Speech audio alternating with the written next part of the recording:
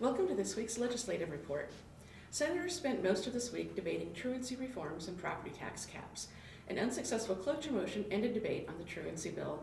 A cloture motion on the property tax bill is expected early next week. Cloture motions are used to end debate on a bill when it's determined that there has been full and fair debate. Under the Speaker's rules, this point occurs at 8 hours of debate for bills on general file, 4 hours for bills on select file, and generally 2 hours of debate for bills on final reading.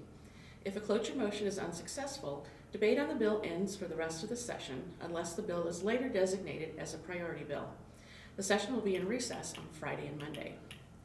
Senators continued to hear bills in the afternoon this week. The Transportation and Telecommunications Committee heard a bill to raise license plate fees to offset increased production costs and to extend the license plate cycle to 10 years. The Judiciary Committee took testimony on a bill to limit the market on commissary items sold in county jails and Department of Correctional Services facilities to 10%. A separate bill would limit amounts charged for inmate phone calls. No action was reported on those bills.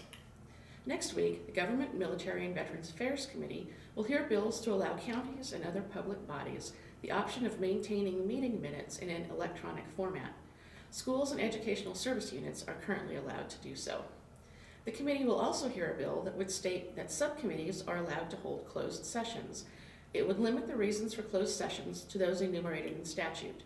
Under existing law, the listed reasons include, but are not limited to, strategy sessions for litigation, deployment of safety personnel, investigations into allegations of criminal misconduct, and other issues. Next Thursday, the Judiciary Committee will hear proposed revisions to last year's comprehensive changes to law enforcement certification and training. LB 942 would authorize non-certified conditional officers in low population counties of less than 15,000 to be employed as law enforcement officers for a period of 1 year before certification. In high population counties, these officers could serve for 16 weeks. The bill would remove limitations on the powers of reserve officers that were enacted last year. At the same hearing, the committee will hear 3 proposals to recruit and retain law enforcement officers. Next Friday, the Natural Resources Committee will hear a proposal to revise procedures for adopting and appealing conservation and preservation easements.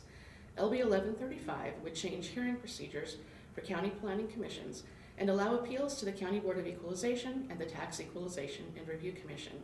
Easements could not exceed 99 years in duration and could be extended when property is sold or within 6 months of the stated end of the easement.